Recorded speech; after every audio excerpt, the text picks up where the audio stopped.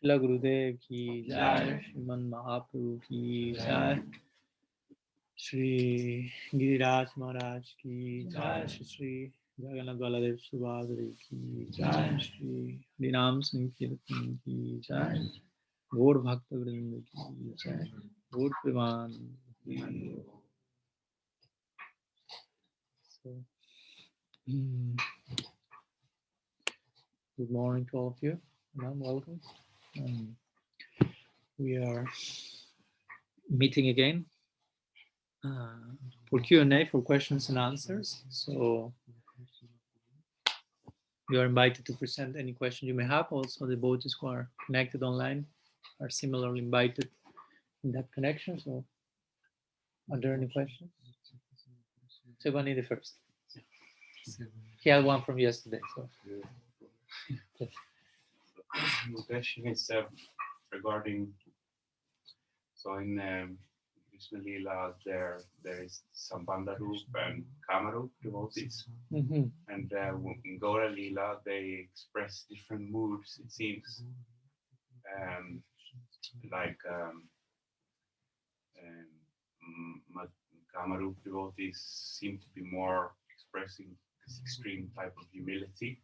In this connection, I'm also asking if Madhavendra Puri is a Kama-rup, what is his identity in Krishna-lila? And then, like, in extension, the question, the Priyanarma Saka group seems to have, like, if we see in the life of Guru Maharaj how he's kind of expressing both. This is some thoughts I've had, like both the not hiding the bhava, but at the same time also hiding it. Do you understand my thoughts here? I think so. Yeah. So Let's say. Okay. So first of all, the first part of the question will be like in connection to Madhavendra Puri. So who is Madhavendra Puri? Which is Madhavendra Puri's identity, Svarupa in Krishna-lila? And the interesting opinion that is given regarding who he is. It's an interesting idea. It is said that Madhavendra Puri is a kalpa vriksha in Vrindavan. So that's kalpa vriksha means a desired tree. So it's a tree.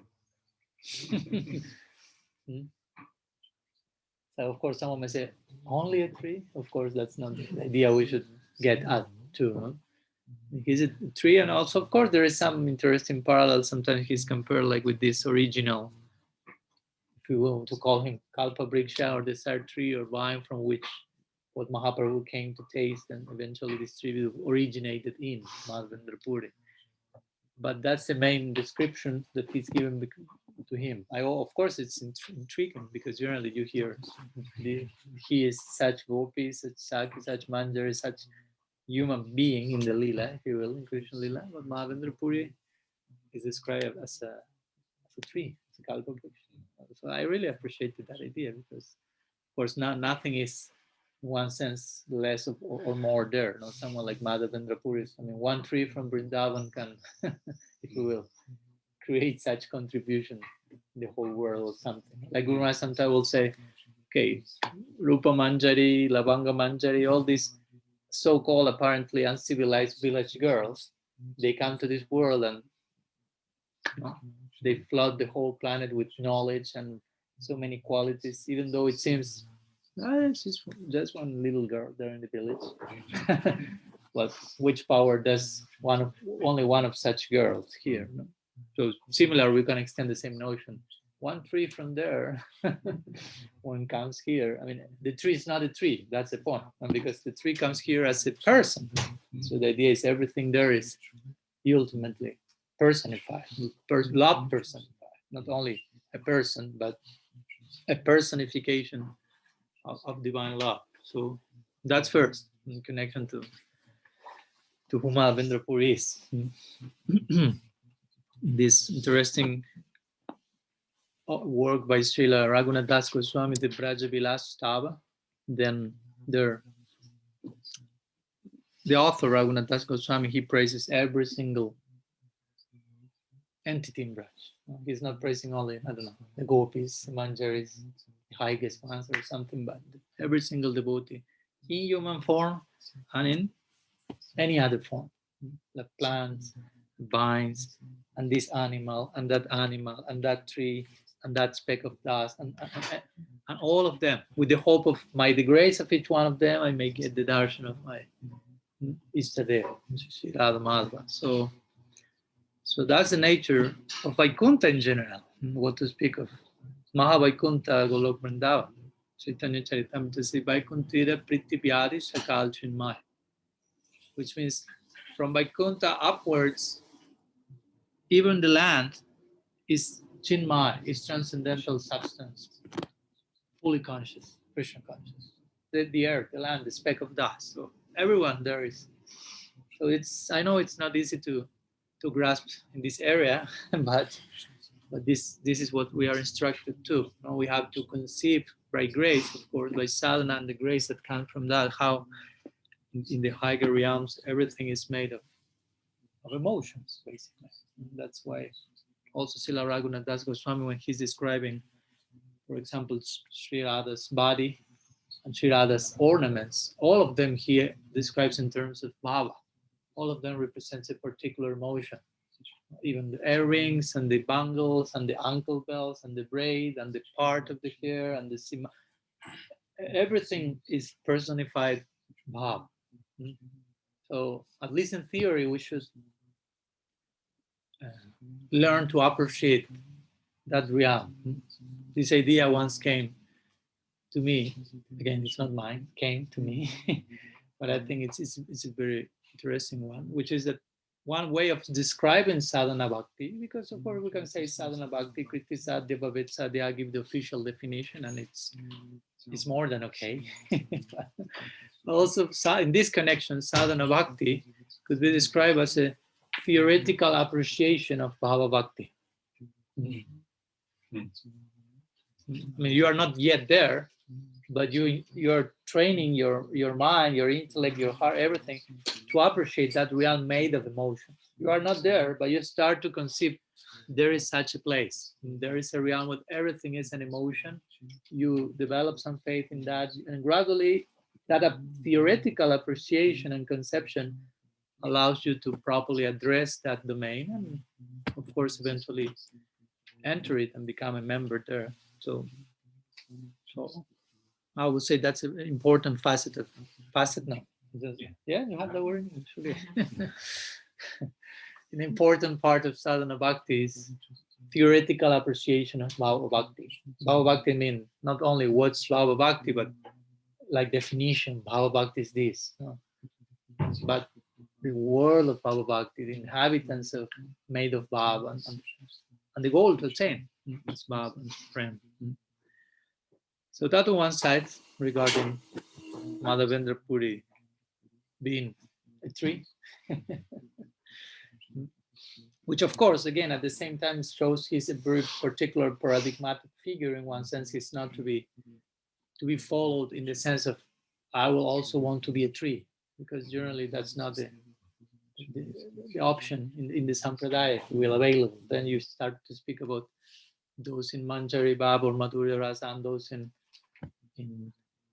Sakya Bhava and Anama Sakya specifically. So those are the two main windows of opportunity in our sampradaya. So you were asking at the end if one could establish some sort of, let's say, difference in mood in how these two groups, in the context of Gaur Lila, those who are in Krishna Lila with the Priyanarma Sakya group, Manjari Bhava group, they will in Gaur Lila express their inner affinity, if you will, in one way or the other. Some of them may be more, let's call covert way, if I understood properly, like Manjari Bhava more like not so bold, if you will. And those in Priyanarma Sakya in a more bold way. But I personally wouldn't say that establish that as a rule, because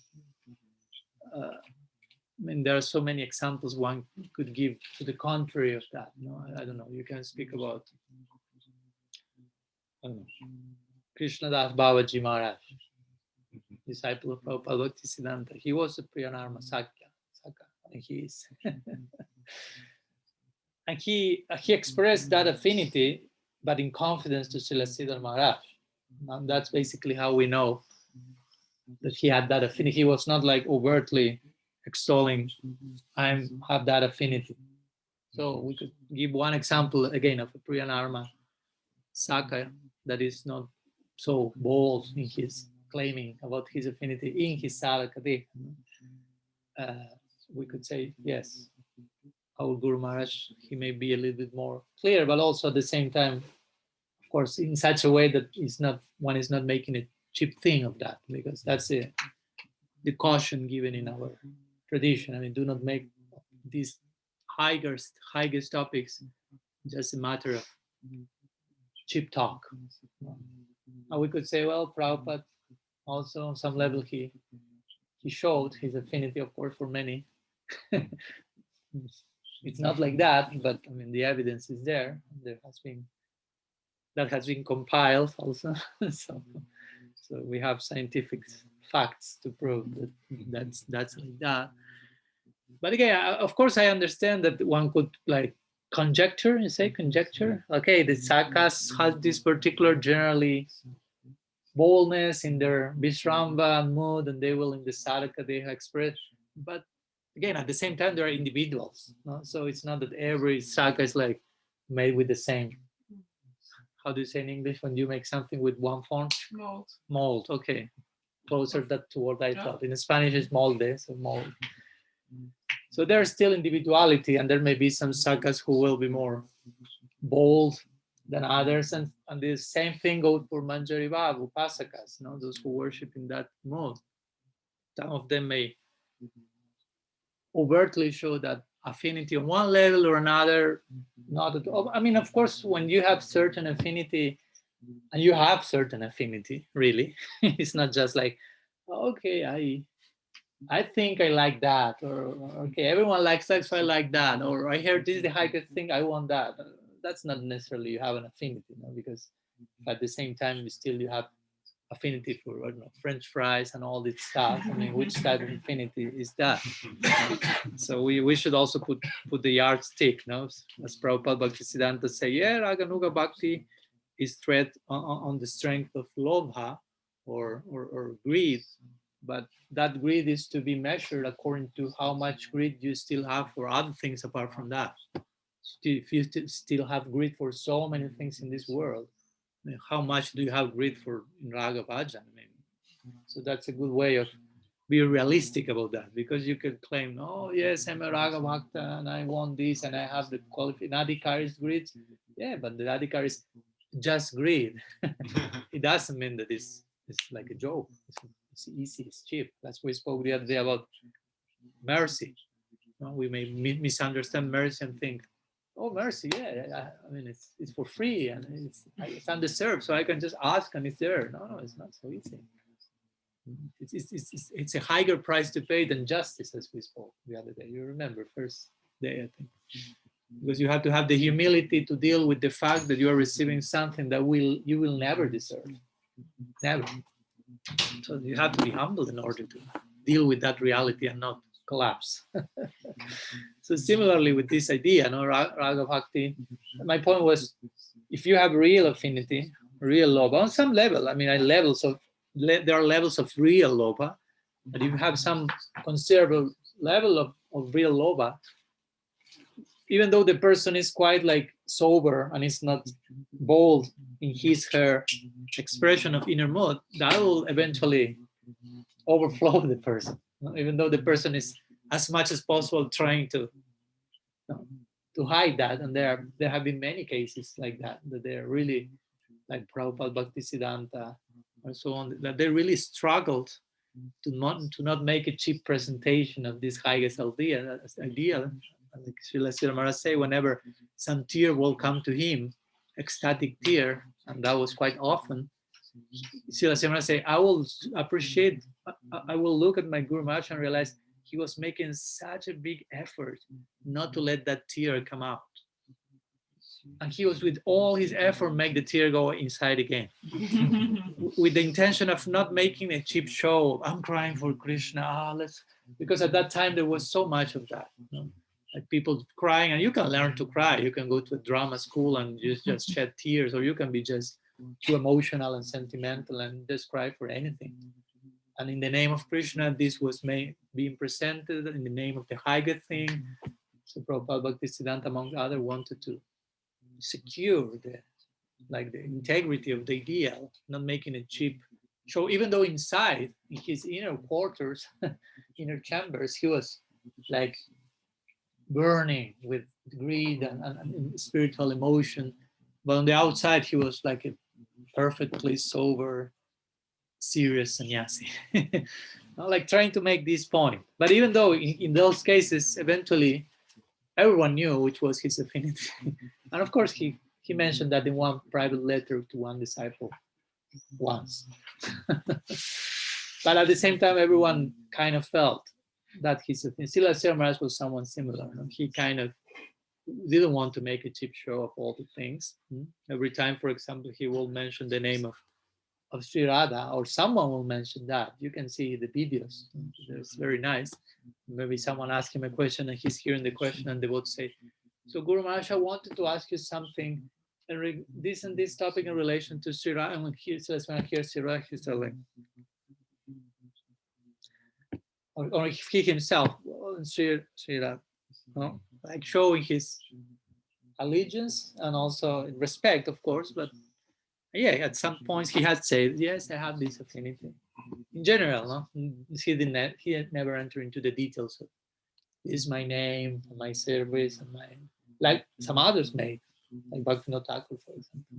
He confessed that in many of his, not many, but more than one of his treatises. Navadvip Bhavataranga and Gita Bali and a few ones here and there. I'm Kamala Manjari.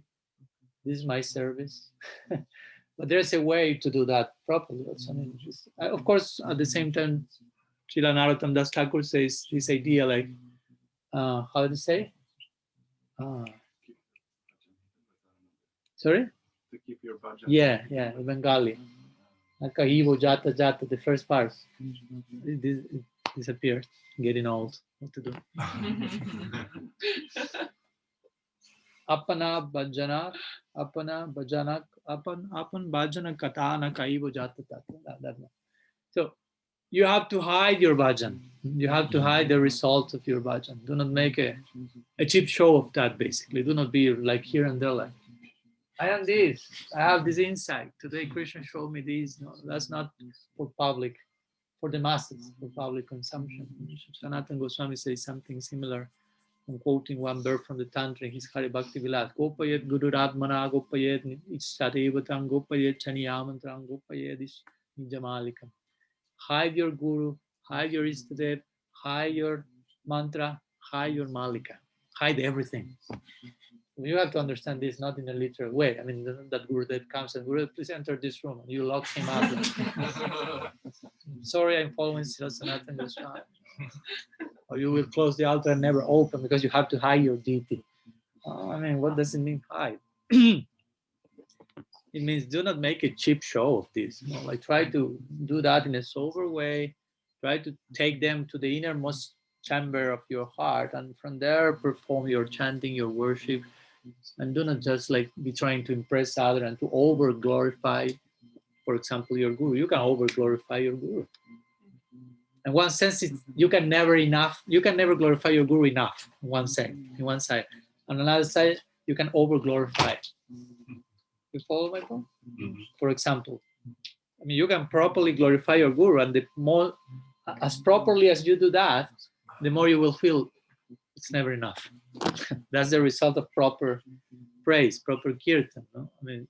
It will take you to appreciate more and more the glories of Guru Tattva. You feel it's never enough what I can say. I feel embarrassed to just say this few, but I have to say something. That's like the situation of the devotee, what to do. If I say something, it's never enough, but Ikshatena Shabda. I have to say something. Anantakata. But you can over glorify. If you say, my guru is so incredible that every single living being on earth should be initiated only by him. And if you're initiated with someone else, you have to retake initiation with him. Everyone else on planet Earth should be going. You say, no, that's not proper. That's over glorification in that sense. And it's another way of saying that's disservice to your guru. That's the opposite of how to say anti-glorification. What's the opposite of glorification? De-glorification. Sorry, I like to create so many words and I put Greg in this complex situation. Our British fashion. So going back to the point again, there are different cases. No, some Gaudiyas in their Sadhaka-deha with affinity for Manjari Bhav, some other with Priyanarma Sakya Bhav. Some will be more bold in their establishing their mood, some others not. But I will say the important thing, whatever may be the case, is the humility in that, no? Because some will not present any of those things because of certain humility, and others will be sharing that boldly because of certain humility as well. Because one may misunderstand, oh, he's saying that, he's not that humble. He's not saying, like if there is a one single way and rule for humility to be expressed. And again, at this point, we are speaking about higher personalities whose humility is like interwoven, you say, with prem. Srila Sanatana Goswami said in Vraja-Bhava, the more prem you have, the more that foster humility. And the more humility you have, that is in turn fostering prem. Each one is acting as karya, karana, cause and effect. One is the cause of others and the other is the cause. So my point is, for one who is in prem or getting closer to prem, you have to think they have considerable humility. So how they express that, by hiding that in every single sense or by boldly stating that, there is a form of humility. And humility is not, again, one single way it will be expressed. Because sometimes we commit that mistake. We think that the person says, Jai, I'm so falling on this. That's the only person that is humble. And if someone is a little bit bold, oh, he's not humble. He should just be like this and say, I'm the worst stupid person on earth and I can do. And sometimes that can be just whatever, a form of keep remaining in the center. As we said the other day, Prabhupada, I'm your worst disciple, the most fallen. Prabhupada, you are not the most anything. So, like, for example, Sri Radha, when she steps in and takes precedence and leaves everyone on one side, and she takes the service of Krishna, because at this moment she knows nobody can give full pleasure to Krishna in this moment like I can. But she's not doing that from pride, just because she knows he needs some service and I can provide that with your permission. And she enters there. Because humility basically is that. Srila Prabhupada Bhaktisiddhanta will translate humility indirectly as the absence of the enjoying spirit. So basically, humility is the presence of the service spirit. So that may take different forms. If your guru says, please enter the altar and serve there, and clean the ceiling of the altar, and you may have to step on the altar like if you were a deity almost. So you may externally say, oh, who does he think he is? I mean, he thinks he's now Mahaprabhu, he's now in the altar stepping there. No, that's not humble. No, he entered there by the instruction of Sri Guru with the blessings for performing. So that's humility. And maybe someone else externally is saying like, I'm so fallen. But that may be also an external show. And internally the person is having some other intention. So again, humility is not to be judged only as certain external dynamics, if you will. So there's room for all the things. There replies not one unique rule. Priyanarma Sakya Upasakas will express in this way their affinity in Sadhaka-deha, Manjari Bhava Upasakas in this other way. There's room for, again, individuality. So I hope that. And I think she was telling you to put the part of the shirt in the proper way here. Yeah, it's all very true. Thank you. Thanks. She wanted you to be elegant in front of Mahaprabhu. I cannot say too much. I have all these rotten dotties and break stuff. So, Oda. Yeah, my question was impassibility. Sorry? The topic we discussed, like impassibility. Let's call it. 1 second. Yes, I will. Yeah. Repeat the question. The question is the idea that that to elaborate more, on the idea that Krishna, does not feel empathy for the jivas because he cannot, because of his nature, he cannot get entangled into Maya, so he doesn't know how that experience. So is that the problem? No,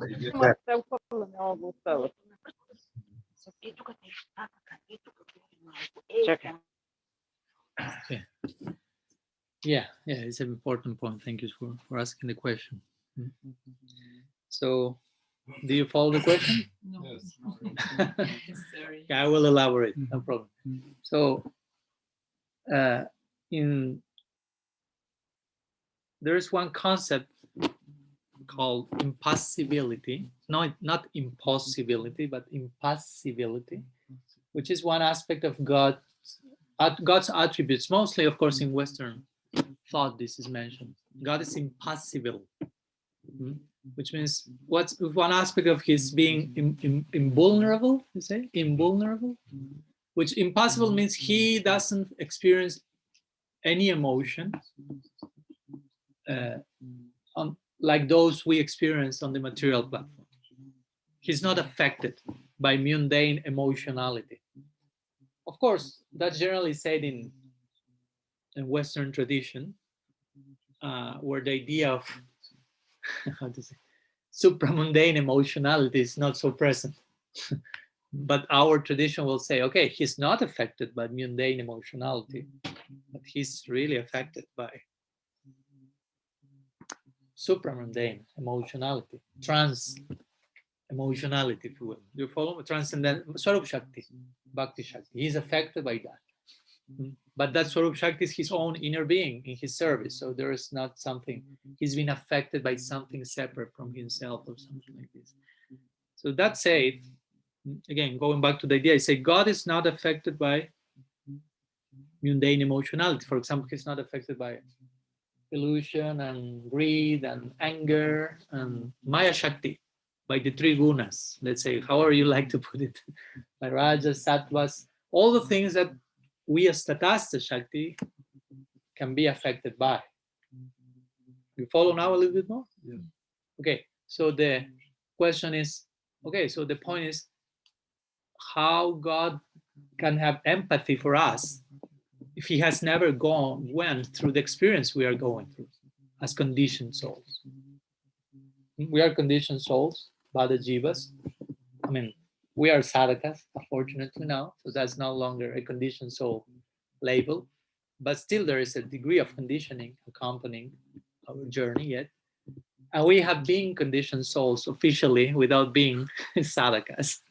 So my point is, we have gone through some experiences that Krishna does not have experience of. You follow? Because if you, in order to make God empathic with our experience, you force him to having gone through those experiences, that is compromising God's position.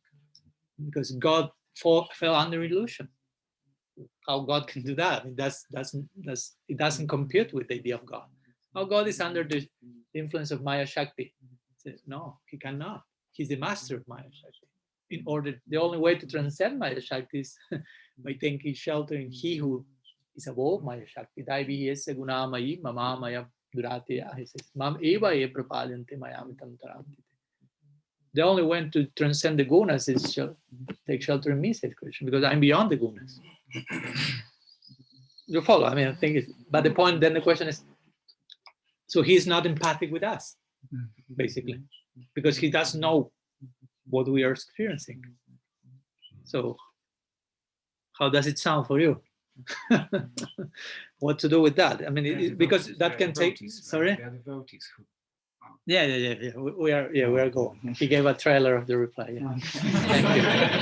No problem. You didn't tell the whole end of the movie, so we can continue. Thank you. So, but one may feel, oh, he's not connected with me. He doesn't know what I'm feeling. Sometimes for some people that may create some problem, like, oh, he's aloof from myself. And that's the beginning part of the reply. Of course, there are two types of empathy, if we continue speaking in Western terms. Nowadays, psychology, they speak in terms of cognitive empathy and affective empathy. So cognitive empathy means I know that you are suffering. I've never gone through what you are going through. For example, let's say in this lifetime, your mother passed away. So in my case, my mother didn't pass away. So I don't know how it feels, but I can understand your suffering. Somehow I can connect with your suffering on some level, because I know people pass away. Maybe someone else passed away in my life, not my mother, so I can connect. I felt this, so you must be feeling this, but I cannot fully empathize or sympathize with you, because my mother didn't pass away. But cognitive empathy, I can understand you are suffering, and on some level I can empathize. That's the type of empathy Krishna has with us. Well, I mean, Krishna is not suffering like a conditioned soul. He's suffering under the influence of the Svarupa Shakti, which is, as we spoke, another suffering altogether, full of purpose and meaning. But he knows we are suffering. And that's why he speaks in the Bhagavad Gita and the Uddhava Gita, so many instructions for the conditions. So he understands what that suffering is about. I mean, he really unfolds all the details of the experience of mundane life, not because he has been through that, but he can understand. I mean, he's quite smart. He's Bhagavan. So he doesn't need to go through that experience to understand what's going on. So he explains, I mean, to us, our own experience better than what we can explain that to ourselves, even though he has never been through that experience. You follow? So that's cognitive empathy. And the other one is affective empathy. So affective means I was affected by that myself. So now you are going through that. I can empathize with you fully because I know what that means. But Krishna doesn't have that affective empathy for us, which again is not to speak less about him. To speak less about him will be to make him go down to the point of he's in Maya. So now he knows what that means. He's so merciful that he put himself in Maya to empathize with me. It's like a very forced idea when I'm still in the center. Like for me, he did that. And of course, that's one part of the answer. This could be a long answer. One second, and also in this connection, I wanted to add another direction. Vishwanath Chakravarti Thakur presents a very interesting idea in this connection. In the second part of the Raga Varman Chandrika, I don't know if you have studied that, but in the second part of his book, he says, our deity as Gaudias is Krishna in Vrindavan, let's say, Mahaprabhu for sure as well, who is not different from Krishna. So this is a very unique idea because our deity is God, but at the same time, it's not. I mean, Krishna is not God in the sense, not because he's less than God, but he's more. Krishna is, as we always say, God is an aspect of Krishna. Not Krishna is an aspect of God. God is an aspect. Krishna is God beyond God. That's a unique idea. I mean, generally, what? There is something more than God? Yes, that we call Swayam Bhagavan. In Braj. In Braj, he's not God. I mean, he remains being God somewhere else. Yeah. Vrindavan. I mean, as we share these days, if someone dares to call Krishna God like Uddhav did, all the Vrajavasi will say, I mean, I thought you were so wise. You're speaking this nonsense. This is a famous verse of the Bhagavata. Traya chupanishad discha sankhya yoga cha sattvata upagiya manamahatmyam harin samanya tatmaja. Srila Vishwanath Chakravarti Thakur said, this is the Paribhas Sutra of the whole Krishna Lila. We have the Paribhas Sutra of the Bhagavatam. But this verse coming from the 10th canto, I think 8th chapter, 9th chapter, is the Paribhas Sutra of the whole Krishna Lila. Like a very brief statement which kinds of sums up the whole thing and around which all the Krishna Lila revolve. So in this verse, basically to say, although the Upanishads and all the Shastra describe Krishna as Ishvar, Bhagavan, the absolute God, for Jashoda, he's just her son. That's the verse. So he says, this is a Paribhas Sutra, like implying this is what Krishna, real Krishna Lila is about, Vraja-lila is about, which is the idea for someone else, for everyone else, Krishna is God. But from Vraj inwards, you say, inside, that's not the consideration. Jashoda thinks he's her child, and by extension, each Vrajavasi will think of Krishna in terms of intimacy, not God. So, why? Because of the strength of Prem there that takes form and takes the form of a desire of serving Krishna with so much intimacy that the idea that he's God will get in the way of that. As my Guru Maharaj will say, if you are in front of God and you are aware that person is God, the first thing you will say is, oh my God. And you will turn back like, oh my God. If you realize your son was God, I mean, your husband is God, your friend, you will start to behave in a different way. Like, I thought you were like Arjuna when seeing the universal form, basically. You will start to beg forgiveness. Sorry, I treat you as my friend. I sit with you in the same bed. I joke with you. I did bullying to you on some level, even because Arjuna is not like the Vraja Gopas. But even in that level, he was like crying and full of fear and begging forgiveness and realizing, you are God, excuse me, please. Arjuna. But in Vrindavan, nobody will say that. Even if Krishna does something totally extraordinary. Similar to, to showing universal form. She did so many of those Aishvarya exhibitions in Braj, lifting Govardhan, which we spoke yesterday. 7-year-old boy. Imagine you have a 7-year-old kid suddenly lifts a hill, big one. It takes like 6 hours to circumambulate it if you are walking quickly. That's a big one. And just lifting that, not with a machine, not with the 2 hands, not even with the most capable hand, but the left one. And not with the whole hand, but with one finger of the less capable hand and the weakest one. Like implying full lack of Aishvarya in one sense, and full Aishvarya at the same time. Like with the most weak part of it. Try to imagine if someone say you have to lift this, you won't choose this finger. No, that's the worst possibility you could take. And Krishna took that. I say, okay, and did that for 7 days. At some point, he was almost the heel falls, but because of Prem's, Bhav, Sarup Shakti, not because of lack of strength. So that's pretty Aishvarik.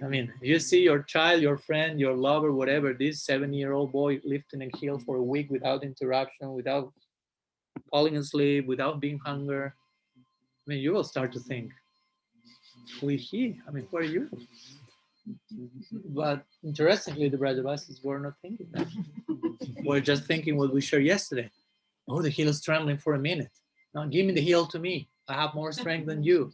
And some other Vrajavasis, let's bring some sticks to help him to no. And some other will say, the manjaris will criticize Krishna. And Krishna says, no, I lifted Govardhan heel I'm such a great person. I say, you didn't lift Govardhan Hill. I mean, it was just by the worship of Nanda Maharaj, he made to Govardhan. You because you are his son, so you derive some grace because your father is so virtuous, and that's why Govardhan itself lifted on the air, and you just put your finger there, like, so I'm lifting it, I'm lifting it. Govardhan was levitating by the prayers and worship of your father. And you're just taking all the punya, all the credit for that for you, and you just appear in that was floating. You put your finger there for the picture, like I'm. So that's how in Vrindavan they will think. So that's a very, very unique psychology. That's my point. So in Raghavarma Chandrika, Vishwanath Chakravarti Thakur said, Krishna is totally bewildered by Swarup Shakti. It's not that everyone else do not think of him as God. He himself is not thinking of himself as God. It's not that he's there and saying, well, I'm Bhagavan, but all these people think of me otherwise, so I have to reciprocate. What to do? He's not thinking like that. He's on an equal level, totally overwhelmed by prema and forgotten that the fact that he's God. So again, he presents that point in the Raghavarma Chandrika. So if he's so much affected, from a different perspective, if Bhagavan is so much affected by the Swarup Shakti of his devotees in Vrindavan and totally forgotten of the fact that he's God, and possibly with all the attributes that characterize God, like omniscience and so on, then who is hearing the prayers of the Raganuga Sadhakas? He presents that idea. Who is hearing them? Because Krishna is totally forgotten of himself in the land of Raj. We are here praying to that particular form. So is he hearing our prayers or not? You follow my point? And then he even presents some suggested replies to that. Say, and if someone says, well, okay, he's totally forgotten of that, but by as Paramatma in your heart, he's hearing the prayers. Vishwanath Chakravarti Thakur said, a real Raganuga sadhaka will never accept such an answer. He will want Vraja Krishna to hear his prayer, not Paramatma. No, Paramatma is not enough for a real Raganuga sadhaka, without, of course, insulting Paramatma. Let's say, I'm not projecting to worship Paramatma. For a real Raganuga sadhaka, there's no longer Paramatma. There's no longer Paramatma. That's a famous picture of Hanuman. He's tearing apart his chest, and who is there? Paramatma? Is Paramatma there? Who is there? No? So his Istadevata is there. Sitaram. So similarly, you can make a picture of a Raga Bhakta tearing apart his chest, and you put there, no? Shri Radha Krishna, Krishna Bala, whatever the affinity is there. So my point is, Paramatma has been upgraded, if you will, to the ultimate form of Bhagavan. That's what it's implied in the fourth verse of Shikshastaka. So Mahaprabhu is saying one last time, my Guru Maharaj will say, he's bidding farewell to Paramatma, because in Ruchi, which this fourth verse represents, once Istadev starts to officially kick away Paramatma, if you will, from the heart and be established there. He does by using the word Ishwar there, calling his Praneshwar and referring to Paramatma's Jagadish there. So, well, to make a long story short, Vishwanath Chakravarti Thakur then say, okay, so nobody will accept Paramatma. And Raga Bhakta won't accept Paramatma is hearing my prayers. It's not like, even by Narayan in Vaikuntha, no, Vraja Krishna. But Vraja Krishna is absorbed in Vraja-Bhava. And he's not making a show of that. He further elaborates on that. It's not that Krishna is making a show, okay, I don't know, Jashoda wants to bind me, I will pretend to be fearful. So she has her Vatsalya nerves. No, he really is crying. He's really afraid of Jashoda. He's really running. And he quotes this famous verse from Kunti Devi in her prayers, where she says, this great personality whom in relation to whom fear personified is fearful, Bhagavan. No, she has Aishvarya-bhava in her constitution. He now is fearful of Jashoda. And fear personified is fearing him. But here is fearful of Jasoda's stick, who is running after him, the Damodar Lila. He's crying, and the Kajjal in his eyes, him falling and making two lines, black lines in his eyes. And by seeing that, and he acts as bewildered, he's bewildered in front of Jashoda. And by seeing this, Kunti says, I am bewildered. Because she's realizing, I mean, I know Krishna is Bhagavan. I mean, that's Kunti's awareness. He is God. But when seeing how Krishna behaved with Jashoda, she realizes, I mean, he's not making a show. He's really feeling that. Uddhav gives the same point in one verse in the Bhagavatam in Dwarka, when Krishna is asking him for advice. What should I do? Should I go and kill Jarasandha, or should I go and go to the Rajasuya Yajna that Yudhishthira Maharaj has invited me? What do you think? What's best for me? Give me some advice. Another is like bewildered, because I mean, you are Bhagavan. He has awareness. Krishna is God. And you are coming and asking me, what should I do? What's the best thing? What's the best option? I'm not so sure. What do you think? So he's acknowledging he uses these two terms, Mukdata and Sarvajñata. Mukdata and Sarvajñata. Sarvajñata means omniscience, and Mukdata means like bewilderment, basically, or like naivete, like innocence. Krishna. So, and he concludes, again, you have to study the whole Raghavarma Chandrika in detail for this, and that should be done for sure. It's not that such a long book, so you're invited to do so. But he concludes saying, by Krishna's Achintya Shakti, even though he remains bewildered by, like Mukdata, by the prem of Vrindavan, his omniscience is still there. I mean, it's not that he lost his omniscience. It's there, but totally buried under layers and layers of intimacy. But it's still there. So that omniscience is the one that will hear the prayers of the sadhakas, Raganuga sadhakas. It's not that your prayers are being thrown in the wind and who knows where they will end or something like that. No, those are going there.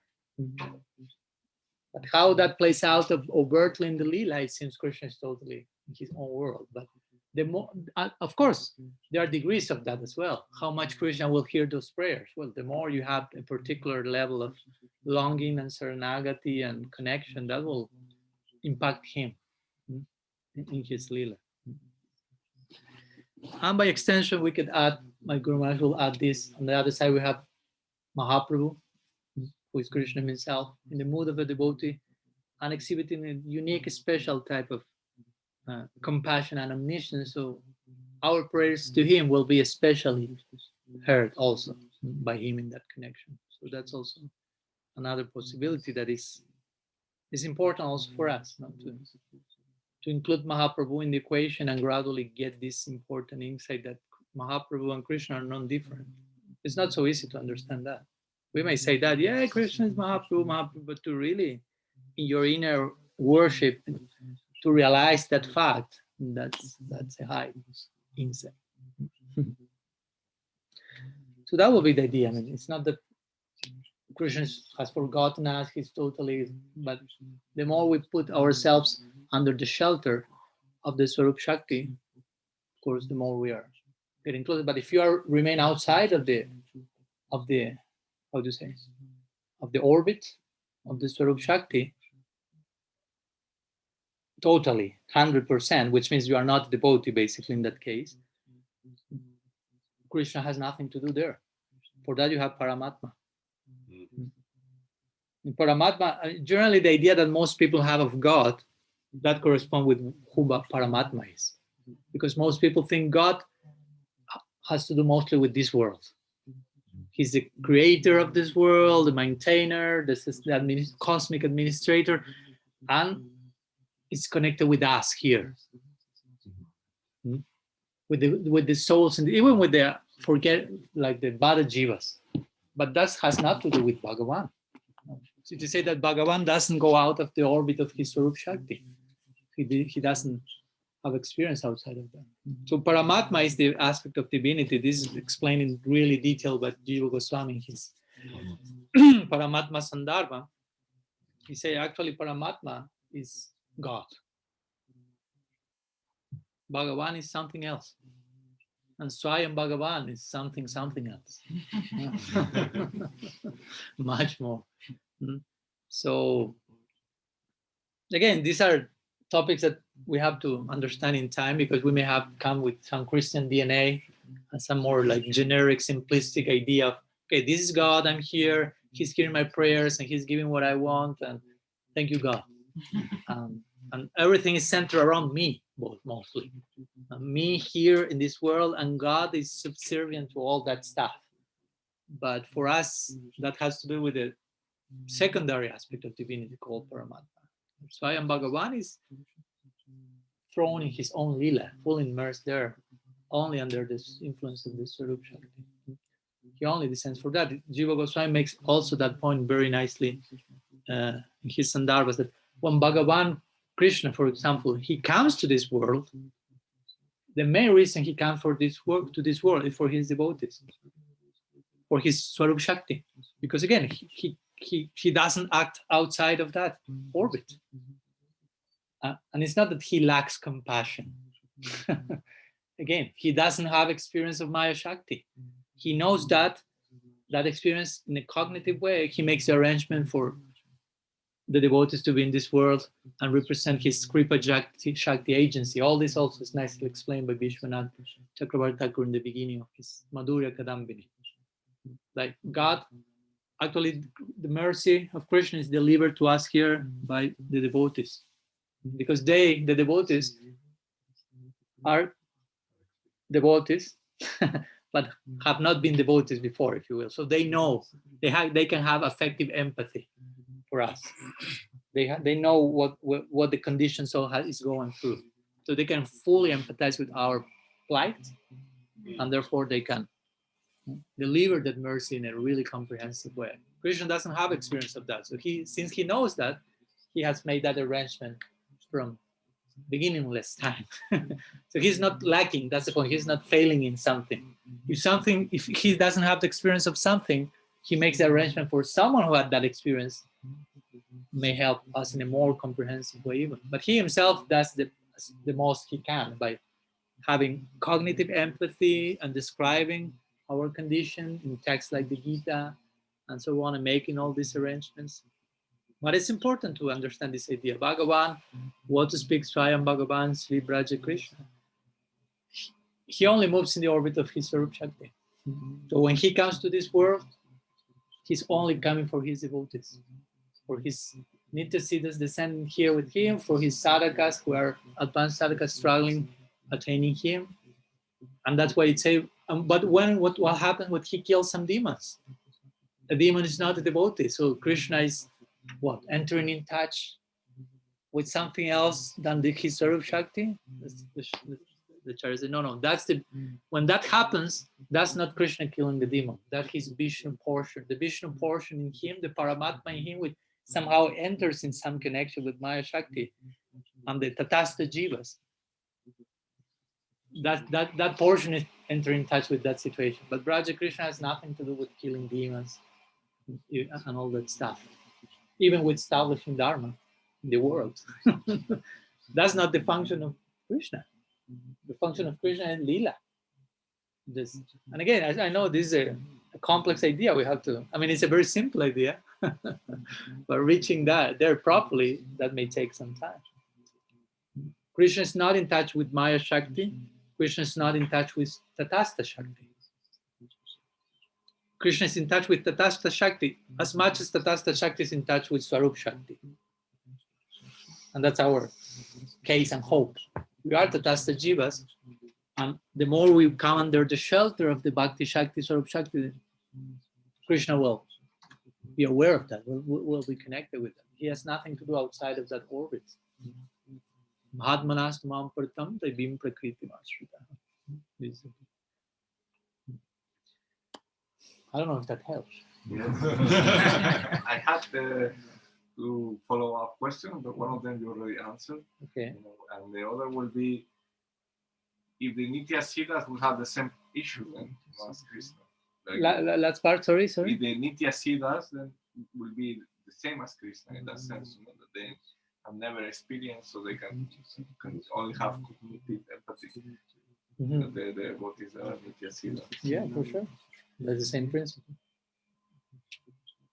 So like would be like, you know, because sometimes, you know, the devotees, like they like to say, you know, only my guru is good if he's Nitya-siddha, but actually if he's Sadhana-siddha can be also a good thing then, you know, because... Yeah, that's why we entered this other topic, no? Guru Nitya-siddha, Sadhana-siddha, and sometimes we hear that the guru is always Nitya-siddha. Srila Maharaj said that. You should always see your guru as Nitya-siddha. But also, what's the meaning of that? Because not every, I mean, if that's the case, literally, it means that only Nitya-siddhas can be gurus. So whoever is a non-Nitya-siddha, I mean, it's not that we are wanting to be gurus or something, but my point is that to begin with, generally Nitya-siddhas, another term for Nitya-siddha is Nitya-parikar, eternal associate. So all eternal associates constitute Krishna's retinue. Retinue? What's the accent? Retinue. The idea is wherever Krishna descends, and Krishna is descending constantly to one planet Earth in one universe, as Krishna, as Mahaprabhu, wherever he goes, all his retinue goes with him. You follow? So that's constituted of Nitya-siddha. Nitya-siddha Korimane, Gaurangera Sangimane.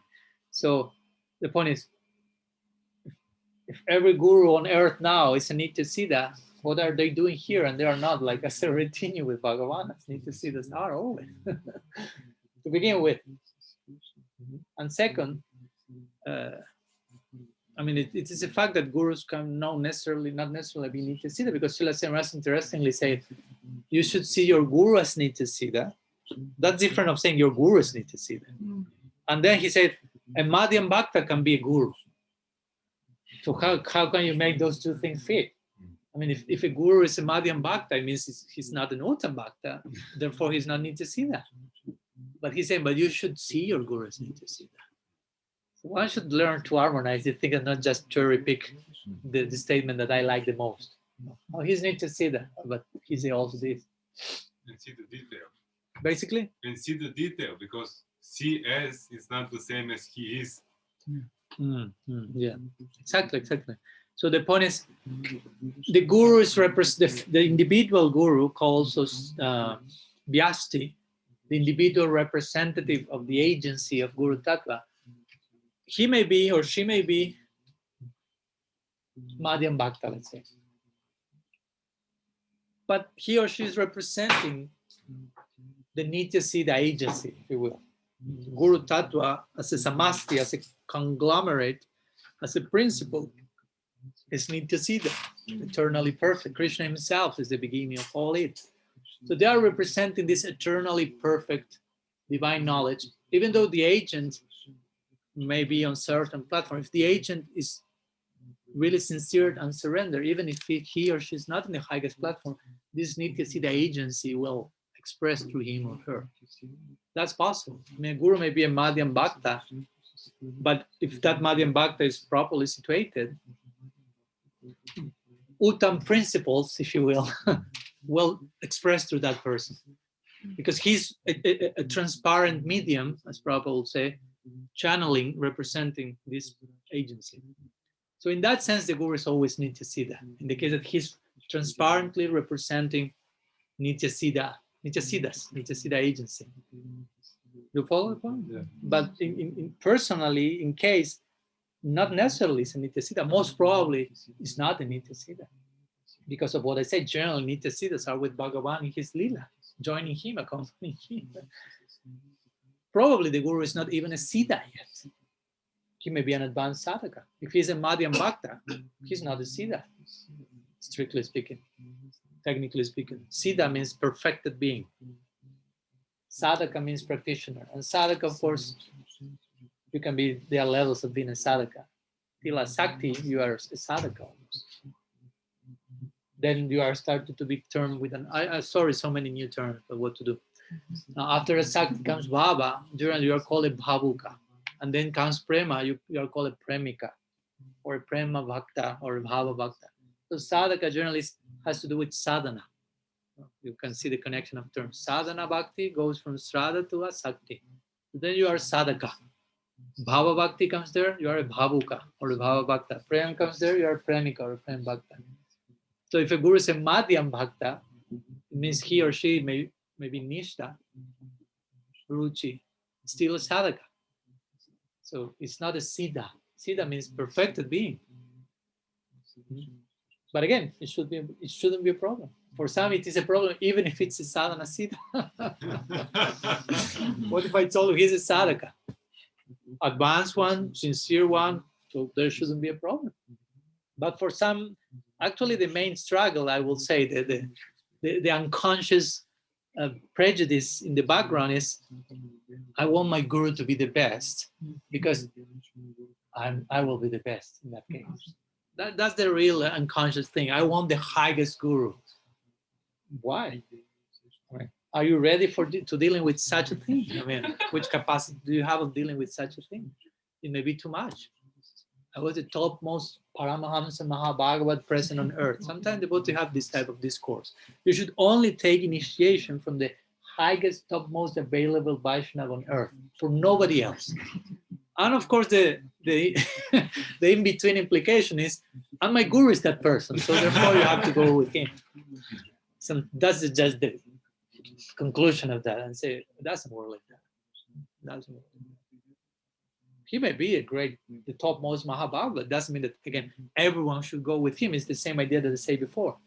Over glorification, disservice to Guru Tattva. So no problem if the guru is a sadhana-siddha. Once my Guru Maharaj said that. Sometimes people are concerned, gurus Nitya-siddha or Sadhana-siddha, but actually most gurus are not even siddhas.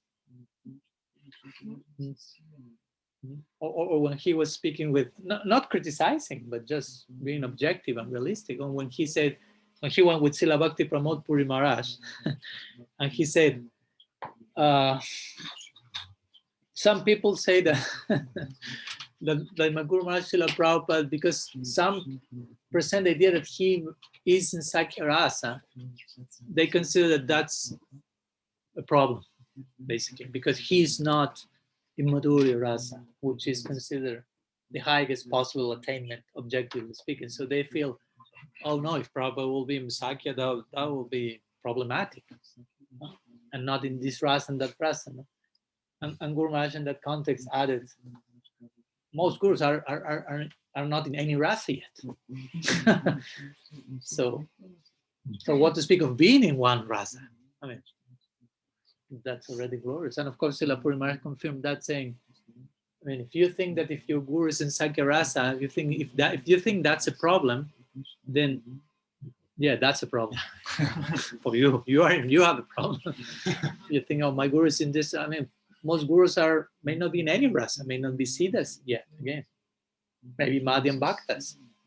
Unfortunately, even in the past, some gurus were not even madhyam bhaktas, and eventually, of course, in time, that's being shown, because you cannot accept such service without minimum situated as a madhyam bhakta, because you will. I mean, to be a madhyam bhakta means to be properly situated in the third verse of Shikshastaka, as we spoke the other day, which implies considerable humility, tolerance, sobriety. And if you are a guru and are receiving so much worship and adoration and respect and the center of the, and if you don't have that proper level of sobriety and humility, you won't be able to sustain that situation for too long. So yeah, as Prabhupada said, to conclude, Sadhana-siddha, Nitya-siddha, important word is siddha. And even in some cases, that word may not be even there yet in the equation. And that shouldn't be a problem. Okay, in each case, it's individual. But that's how it works. I have a question here from Ganga Shakti.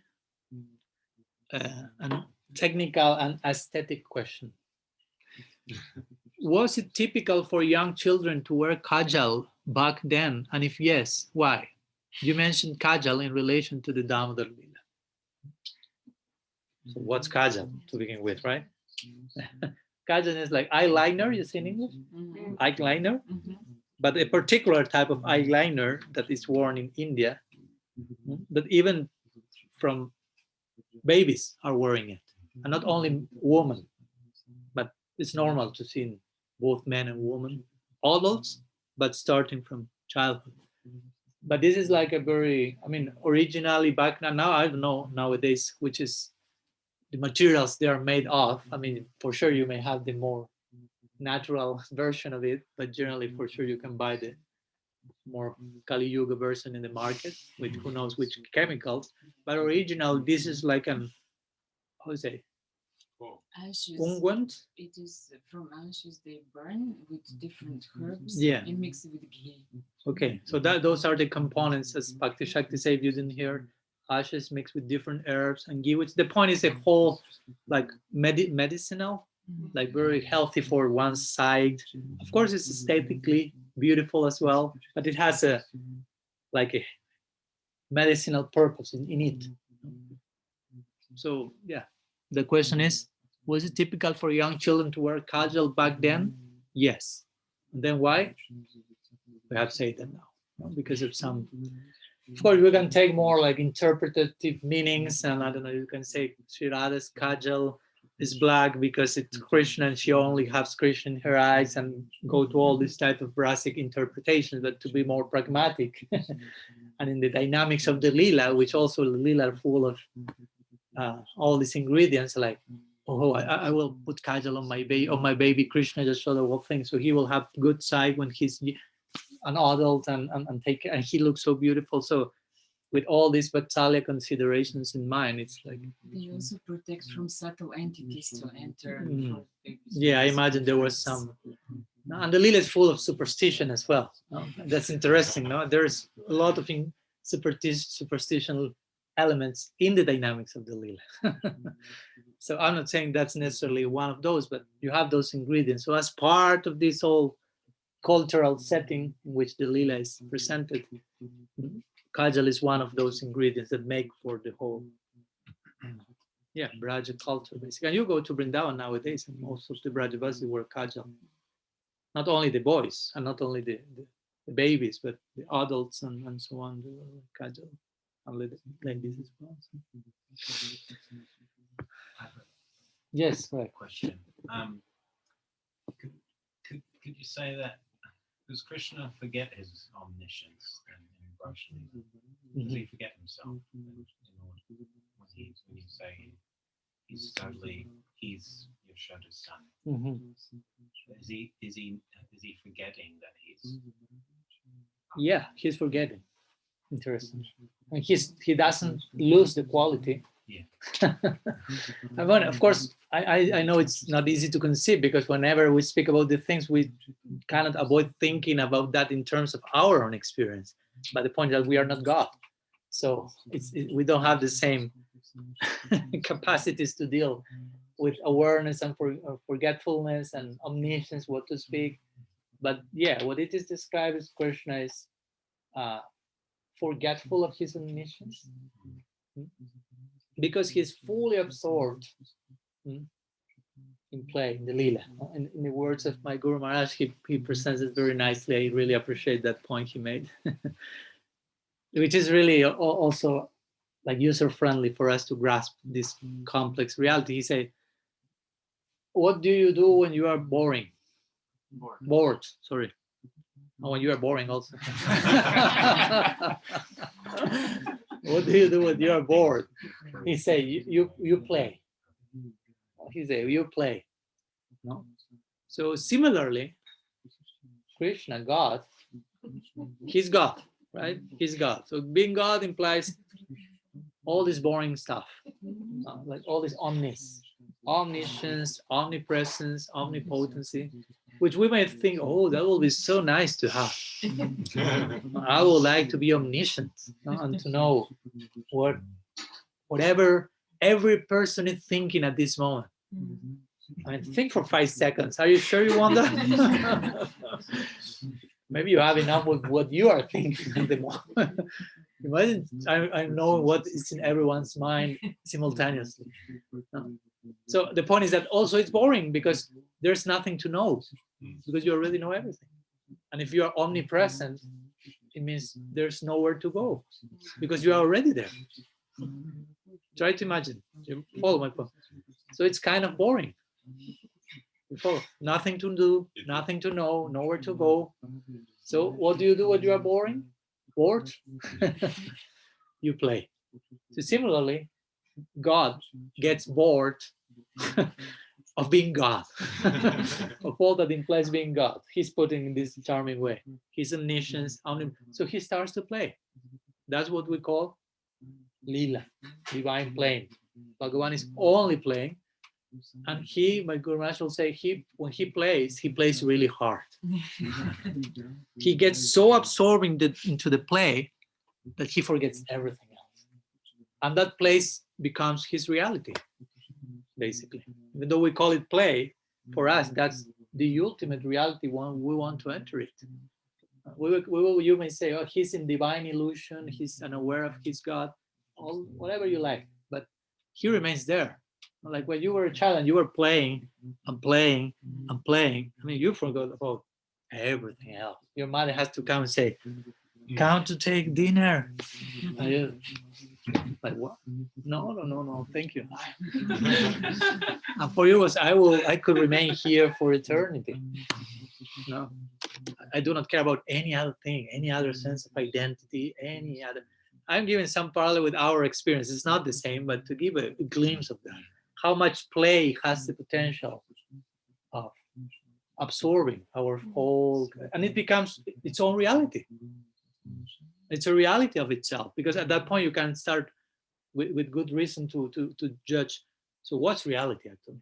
What's real reality? Because some people say, oh, that's not reality. Get out of your play. Reality is outside of the play. Why? I can remember once on a different line, but similarly, I was speaking, I think, with my father. And I asked him, it may sound a little bit fanatic, but it was okay for him. I asked, Dad, do you still read newspapers? And he said, yes, every day, like most people. So I asked him, why? And he told me, to keep up with reality, to remain aware of reality. And I say, oh, in my case, I say, in order to remain aware of reality, I do exactly the opposite. So again, he laughed and we continued speaking, but the point is that what's reality? No, you can choose. Okay, reality is what the newspaper is telling me. Okay, if you want that reality, go with that one. I will go with that one. No, and that was the point that Prabhupada Bhaktisiddhanta made when he was publishing his own newspaper, the Nadia Prakash. He was publishing a daily newspaper, and someone came one day and asked him, a daily newspaper? Every day? You will run off news at some point. Run out of news at some point. So what will you do? And he chuckled and said, are you kidding me?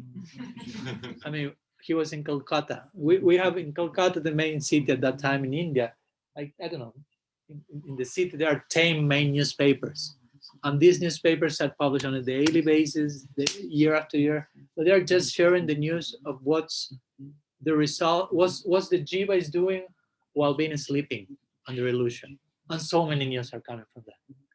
Jiva under illusion is doing this, and president did that, and this happened, and this. All the news of the world means Jiva under the spell of Maya, and so many things they're saying every single day. And in my newspaper, I'm publishing what the soul is doing, being enlightened. And you're asking me, I will run out of news. I mean, if I will have the chance, he said, I will publish a newspaper at every second, and I will never be bereft of material. The only problem, I don't have enough customers yet, not enough interest in the audience. The potential is there. We can publish newspaper every single second. So much there is to say. So again, what's reality? No? So going back to your question, that's reality for us. No? Krishna is absorbed in play, lila. That's the ultimate reality. And he still remains being God on some other platform outside. Like again, the example is, I don't know, the president of one country This is the classical example given by our acharyas. And he's in the government house, and he's the president. Everyone acts accordingly. Good morning, Mr. President. All the formality for the picture. Seeing, okay. Distance, Aishwarya. Nobody will go and jump on him and give some embrace. How are you doing, pal? And whatever. But when he goes home, he's no longer president there. I mean, he remains, he's the president officially. But the grandson is waiting for the president at home and will jump on his back. And he's not jumping on the back of the president, he's jumping on the back of his grandfather. I say, Grandpa, go to the floor and I want you to be snake now. And he's trying his best. No? Try to move like a snake being a human. And he's trying to move with his hands, and the grandson says, no, not with the hands, like a snake. And he starts to chastise him, abuse him, and he's riding on his back, on the back of the president of the United States, who can press one button and make a whole country disappear. So the point is he the president or not? Yes, but outside, not there. We follow. Officially, he's the president, but at that moment, he himself is totally forgotten he's the president. He's not aware. Not only the grandson is not aware, but he himself is totally forgotten in play, in the informality of home, if you will. So that's the God we worship. No? Krishna is God at home, basically. Vrindavan is the God of informality. He's barefoot. I mean, he's not wearing shoes, tie, and suit, and all this stuff. He's barefoot. You won't walk barefoot anywhere, just at home. So that's why we are barefoot here. Not only because the temple is sacred. You shouldn't enter with your shoes, but we should be at home here. We should treat ourselves at home. We should open our hearts with full confidence at home. This place is to represent Vrindavan, an embassy of that. I hope that helps. I know it's not an easy topic to digest. We have to ruminate for some decades, more maybe. But that's worthy of ruminating. So for eternity, no problem. We have some stuff to ponder up. So, okay, so I think we already discuss some topics for today, and there are some other activities during the day, so we can stop here. Thank you so much for your time. Srila Gurudev ki jai, Sriman Mahaprabhu ki jai, Shri Giriraj Maharaj ki jai, Jagannath Baladev Subhadra ki jai, Shri Harinam Sankirtan ki jai, Gaur Bhakta Vrinda ki jai, Gaur Praman. Panchakalpatarubhyascha kripasindubhyaivacha Patitanam pavanebhyo Vaishnavebhyo namo Ananta Koti Vaishnava Vrinda ki jai, Gaur Hari.